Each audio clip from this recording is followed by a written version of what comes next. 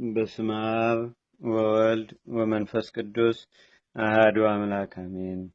እንደ አምላክ በሚሆን በአብ በወልድ በመንፈስ ቅዱስ ስም አምነን የምስጉኑ የቅዱስ የታላቁ ሰማዕት በሰማይና በምድር መካከል ያለው የክብር ኮከብ መርሙዳ በሚባለው በሚያዝያ ወር 23 ቀን ተጋድሎውን የፈጸመው ድል አድራጊው የጌታችንና የአምላካችን የመድኃኒታችን የኢየሱስ ክርስቶስ ምስክር የኃያሉ የቅዱስ ጊዮርጊስ ገድሉና ምስክርነቱ ይህ ነው። የእግዚአብሔር ቸርነቱ በአገራችን በኢትዮጵያ በሕዝበ ክርስቲያኑ ሁሉ ላይ ለዘላለም አድሮ ይኑር ይደረግልን፣ አሜን። ቅድመ ዓለም የነበረ ሁሉን አሳልፎ የሚኖር የሚሰውር ህልፈት ውላጤ የሌለበት ቀዳማዊ እግዚአብሔር ዛሬ በዚች ቀን በቅዱስ ጊዮርጊስ በበዓሉ ቀን ይሰብስበን። ቅዱስ ጊዮርጊስ በብርሃን አክሊል ያሸበረቀ ነው። ጌታውን ፈጣሪውን እግዚአብሔርን ለማገልገል ሕይወቱን አሳልፎ የሰጠ ነው። እርሱም ምልጃውን የሚያዘወትር አማላጅነቱን በእግዚአብሔር ዘንድ የተወደደ ነውና የዚህን ዓለም ሹመት የሚያልፈውን ክብሩንም የሚጠፋውን ሽልማቱንም አልወደደም። ሕፃንነቱንም አላሸነፈውም። ነገር ግን በማስተዋል ጸና። የመንፈስ ቅዱስ ዕውቀትም በልቦናው ሞላ። ለሰማዕታት የተሰጠውንም ተስፋ ሥላሴንም ለሰማዕታት ያቀዳጇቸውን አክሊል የተዘጋጀላቸውንም ልዩ ልዩ ክብር አወቀ። ይህንንም በተረዳ ጊዜ የአምላክ ፍቅር በልቦናው ነደደች፣ መንግሥተ ሰማያትም ናፈቀችው። ከስም ሁሉም የሚበልጠውን ሰው ስም ወደደ፣ የክብር መንግሥትንም ወረሰ። ወንድሞቼ ዛሬ በዚህ የሰርግ በዓል ኑ ደስ ይበለን፣ ለእግዚአብሔር ምስጋና እናቅርብ። እንደ ነቢዩ እንደ ዳዊት አንተ የመረጥከው በበረዴትም የተቀበልከው ብፁዕ ነው እንበል። ደግሞም አንተ የሠራኸው የቀጣኸው ሕግህንም ያስተማርከው ብፁዕ ነው እንበል። የነቢዩ የዳዊት ትንቢት በዚህ ቅዱስ ላይ በእውነት ተፈጸመ። የከበረ ስሙን እንዲያስተምር ይህን ኃያል ቅዱስ ጊዮርጊስ ለወደደውና ለመረጠው ለእግዚአብሔርም ክብር ምስጋና ይግባው ለዘላለሙ አሜን። በዚያ ወራት በሀገሩ ሁሉ ስልጣን ያለው ስሙ ዱዲያኖስ የተባለ የፋርስ ንጉሥ ነበር። እጅግ ብርቱ ሆነ። በአራቱ ነገሥታትም ላይ ስልጣን ነበረው። የምድር ነገሥታት ሁሉ ለእርሱ ተገዝተው ነበር፣ ከስልጣኑ በታችም ነበሩ። ግን ፈጣሪውን የካደ ነበር። እንደ ናቡከደነጾርም ልቡ የደነደነ ነበር። በዘመኑ የመናፍቃን የክህደት ነፋስ ይነፍስ ነበር። ስደትን አበረታ። ክርስቲያኖችንና አብያተ ክርስቲያናትንም ይቃወም ጀመር። እንዲህ ብሎ ለዓለም ሁሉ መልእክትን ጻፈ። እኔ ዱዲያኖስ ነኝ። ዱዲያኖስ ንጉሥ ከስልጣኑ በታች ላሉት ነገሥታት ይጽፋል። ሰላም ለእናንተ ይሁን። የክርስቲያን ወገኖችን ነገር ከእነርሱ የተነሳ ሀገሪቱ በመላ እስክትታወቅ ድረስ ማርያም የምትባል ሴት በወለደችው ስሙ ኢየሱስ በሚባል በአንድ ሰው ምክንያት ሊያደርጉት ያሰቡትን ውከት ሰምታችኋል። አይሁድ የሰቀሉት ክርስቶስን ብቻ ነው እንጂ አጵሎንን፣ ጳሊደንን፣ አርደሚስን፣ ዲያስን፣ ኢራቅሊስን፣ ዚዮስን፣ ኤዝብልን፣ አርናኮን፣ ስቅማንድሮስን የቀሩትንም አማልክት አያመልኳቸውም። አሁንም መኳንንት፣ መሳፍንት፣ የከተማ ሹማምንት፣ ወታደሮችም ሊቃውንትም ልጠይቃችሁ የምወደው ምን እንደሆነ ታውቁ ዘንድ ሁላችሁም ከነሰራዊቶቻችሁ ወደ እኔ ኑ። በስራያቸው መንግስታችንን ሳያጠፉት አንድ ልብ ሆነን የምናደርገውን እንምከር። ስለዚህ ነገር ጻፍኩላችሁ። ለመንግስታችሁ ሰላምና ጸጥታ ይሁን ብሎ ለየሀገሩ ለየመንደሩ የክህደት ደብዳቤ ጻፈ። ያን ጊዜም በ5 ዓመት ፍጻሜ አላውያን 70 ነገሥታት ቁጥር ስፍር ከሌለው ከሰራዊታቸው ብዛት የተነሳ ምድር እስክትሸበር ድረስ ብዙ ሕዝብ ከእነርሱ ጋር ነበር። ቦታውም ጠቧቸው ነበር። በመጡም ጊዜ ለዚያ ክፉ ባላጋራ ሰገዱለት። ነገሥታት ሁሉ ለእርሱ እጅ መንሻን አቀረቡለት። ይህንንም አይቶ ታበየ፣ ልቡንም አደነደነ። እጅግም ከፍ ከፍ አለ፣ እንደ አንበሳ ይደነፋ ጀመረ።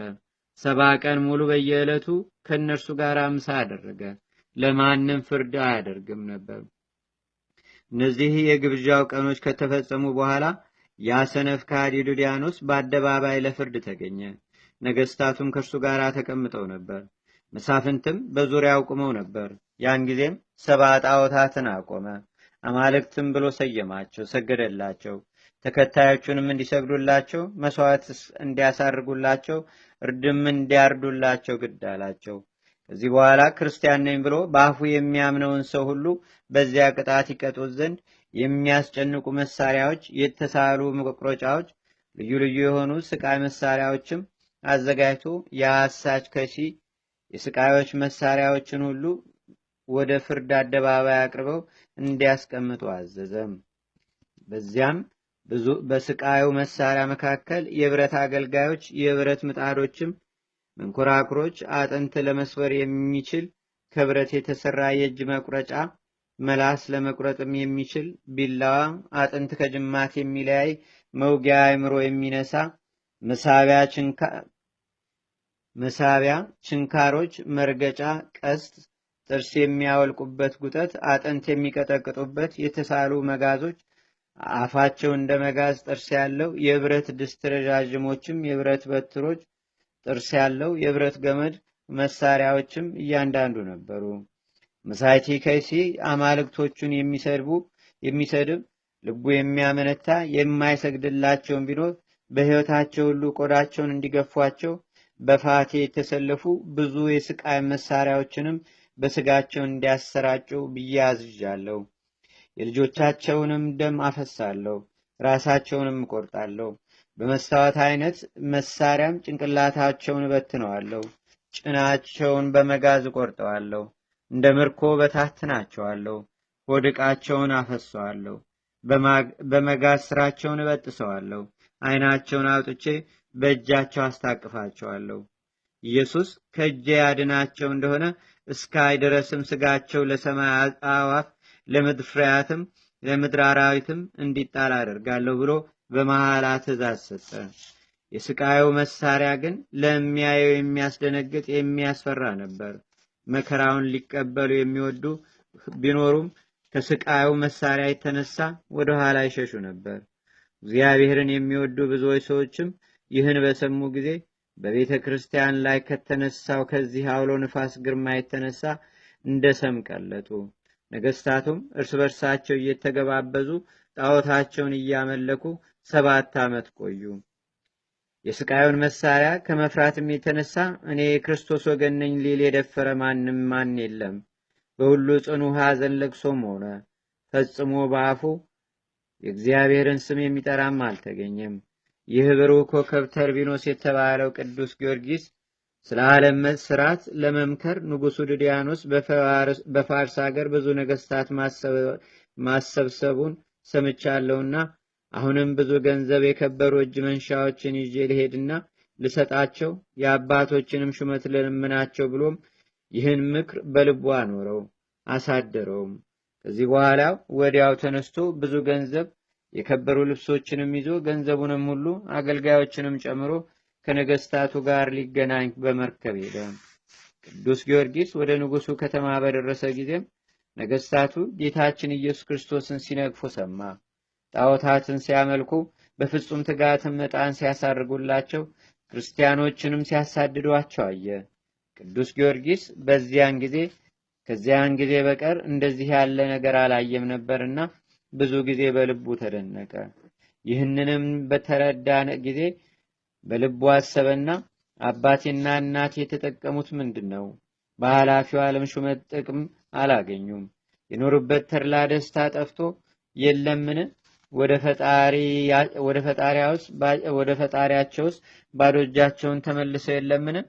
ከሰውም ማን የበደለ ቢኖር ሥላሴ እነርሱን ይቆጥራቸዋል ብሎ ሰማይና ምድርን በፈጠረ በእግዚአብሔር ዘንድ መንግሥተ ሰማያትንና ከፍተኛ ዕድል የሚያገኝበትን አሰበ።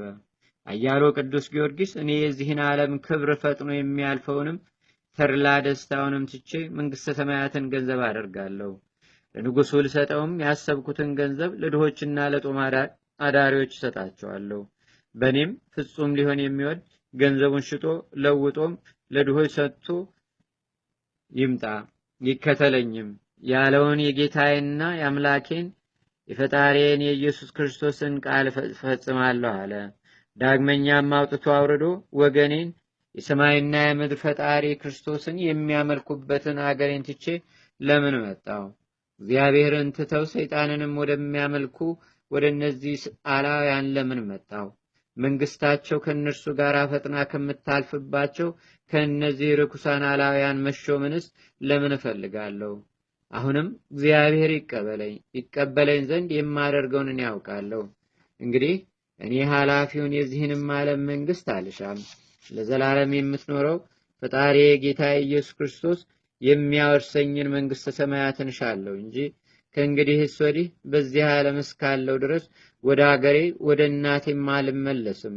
ስለ ክርስቶስ ከሷ ተለይቻለሁና ለዘላለም የምትኖረውን ጌታ ኢየሱስ ክርስቶስ የሚሰጠኝን ሕይወት ተስፋ አደርጋለሁ እንጂ ስለ ቅዱስ ስሙ እሞት ዘንድ እርሱ በቸርነቱ ያጸናኛል። ስለ አጽሜም ወደ አገሬ ወስደው ከቀደሙት አባቶች መቃብር እንዲቀብሩኝ እርሱ ያስባል አለ። ያን ጊዜም መንፈስ ቅዱስ በቅዱስ ጊዮርጊስ ላይ አደረበት። በልቡም እነዚህን ነገሮች አሰላስሎ ከፈጸመ በኋላ አገልጋዮች ወዳሉበት መርከብ ተመልሶ በልቡ ያለውን ሁሉ ነገራቸው። እነርሱ ጌታችን ሆይ ነገሩ እንዲህ ከሆነ ለምን እንደመጣን ለምንም እንደተመለስን ማን እንዲያውቅብን ስናደርግ ከነመርከባችን እንመለስ ብለው ማለዱት።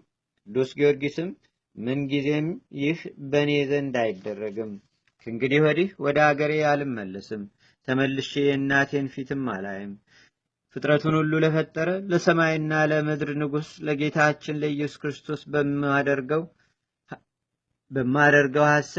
ሐሰት በሌለበት ምስክርነት በዚች ቦታ ሞታለሁ እንጂ አሁንም ከኔ አርነት የወጣችሁበትን ደብዳቤ ተቀብሎ ነገር ግን እናቴና እህቶቼ ተለይቼ መቅረቴን አውቀው በሐዘን እንዳይሞቱ እናንተ እኔ በሕይወት ሳለሁ ወደ አገሬ እንዳትመለሱ በእውነት ሁሉም በፈጠረ በእግዚአብሔር ማሉልኝ። ግን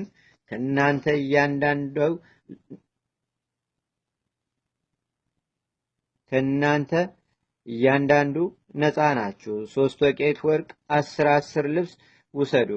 ከኔ የአገር በቀር ወደ ወደዳችሁት ወደ መረጣችሁት ቦታ ሁሉ ሂዱ። እናንተ በሕይወት ናችሁ እኔ መሞቴን የሰማችሁ እንደሆነ ስለ እግዚአብሔር ብላችሁ የወዳጅነት ሥራ ስሩልኝ። ሥጋዬን ገንዛችሁ ወደ ሀገሬ ወስዳችሁ ቅበሩ አላቸው። የቅዱስ ጊዮርጊስ ሎሌዎችም ይህን ከእርሱ በሰሙ ጊዜ ረዘም ላለ ጊዜ ጽኑ ልቅሶ አለቀሱ። ያን ጊዜውንም ባሮቹን ሁሉ ነፃ አወጣቸው። ከእነርሱ እያንዳንዱም ተሰነባበቱ። ወደ ወደዱት እንዲሄዱ አሰናበታቸው። ግን መልካሙን ተጋድሎውን እስከፈጸመ ድረስ ወደ ልዳ አልተመለሱም። 3ቱ አገልጋዮቹ ግን እርሱን እየተከተሉ ተጋድሎውን ሲያዩ ከቅዱስ ጊዮርጊስ ጋር በፋርስም ኖሩ። ከዚህ በኋላ ቅዱስ ጊዮርጊስ ለንጉሥ ሊሰጥ ወደ አመጣው ገንዘብ ሁሉ ተመለሰ። በሙሉ አንስቶ ለድሆችና ለጦማዳሪዎች ነሰንሰው። ለነገስታቱ ያመጣውንም እጅ መንሻ መጸወተው። ምንም ሳይቀር እስከለበሰው ልብስ ድረስ ለተራቆቱት ሰዎች ሰጣቸው።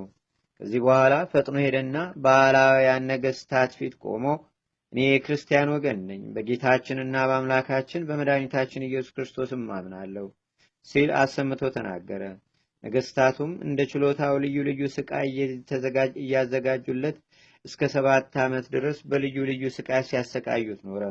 ከእነርሱ አንዱስ እንኳን ሐሳቡን ሊያስለውጠው አልቻለም። 7 ዓመት ሙሉ ሁሉም እያንዳንዱ የስቃይ ሕግ ያወጣለት ነበር። እነርሱ ሊያሸንፉት ከእውነተኛ ሃይማኖቱም ሐሳቡን ሊያስለውጡት ይፈልጉ ነበር፣ ግን አልቻለም። በእግዚአብሔር ላይ ያለው ፍቅሩም አልተቀነሰም። ሰይጣን አይነ ልቦናቸውን አሳውሮታልና የእግዚአብሔርን ክብርም እንዳያዩ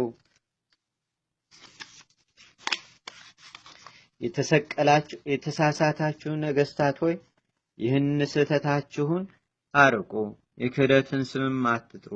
ሰማይን ምድርን ያልፈጠሩትንም አማልክት ናቸው አትበሉ። እነሱ ከምድር ገጽ ፈጽሞ ይጠፋሉ፣ የሚሰግድላቸውም የሚያምንባቸውም ይጠፋል። አመፀኞች ነገስታት ሆይ የእናንተ መገረም እኔን አያሳፍረኝም። ለሚሆን ለአንዱ ለአምላክ ለአብ ለወልድ ለመንፈስ ቅዱስ እንሰግዳለን ብሎ አሰምቶ ተናገረ። የኃያሉና የሰማዕቱ ቅዱስ ጊዮርጊስ ረድኤትና በረከት በአገራችን በኢትዮጵያ በሕዝበ ክርስቲያኑ ሁሉ ላይ ለዘላለሙ አድሮ ይኑር፣ አሜን። አቤቱ ጌታዬና አምላኬ መድኃኒቴ ኢየሱስ ክርስቶስ ሆይ ከብልጽግናቸው ብዛት የተነሳ ብዙ መባ ካገቡት ይልቅ የደሃይቱን አነስተኛ መባ እንደተቀበልክ ለሁልጊዜም የሚያገለግሉ አእላፍ መላእክትን እያሳሰብን በችግራችን ጊዜ የምናቀርብልህን ምስጋና ተቀበል። ቅዱሳን ነቢያት፣ የወንጌል ሰባኪያን ሐዋርያት፣ ሰማዕታትና ጻድቃን፣ ትጉሃን መላእክትና ፍጹማን ደናግል እንዲሁም ደጋጎች መነኮሳት ሆይ ልጅ አዋቂ ሳይለይ የምንሰበሰብባትን ይህችን የጉባኤ ቦታ አባርኩ። ይህን መጽሐፍ ወረቀቱን አዘጋጅቶ ብራና ደምጾ ብዕር ቀርጾ የጻፈውና ያጻፈውን ወይም በማህተም ያሳተመውን ከግዕዝ ወደ አማርኛም የተረጎመውን ቃለ ንባቡንም በእርጋታ መንፈስና በተመስጦ ሕሊና የሰማውን ያደመጠውንም በደለኛን ሁሉ በአማላጅነቷ የምታስምር በጌታችንና በአምላካችን በመድኃኒታችን በኢየሱስ ክርስቶስ እናቱ በድንግል ማርያም ጸሎት ጌታችንና አምላካችን መድኃኒታችን ኢየሱስ ክርስቶስ ኃጢአታችንንና በደላችን ሁሉ ይቅር ይበለን። በረከቱም የጻድቃን ሰማዕታት፣ ደናግል፣ መነኮሳት፣ አበው ቀደምት ረድኤትና በረከትም በአገራችን በኢትዮጵያ በሕዝበ ክርስቲያኑ ሁሉ ላይ ለዘላለሙ አድሮ ይኑር፣ አሜን። አቡነ ዘበሰማያት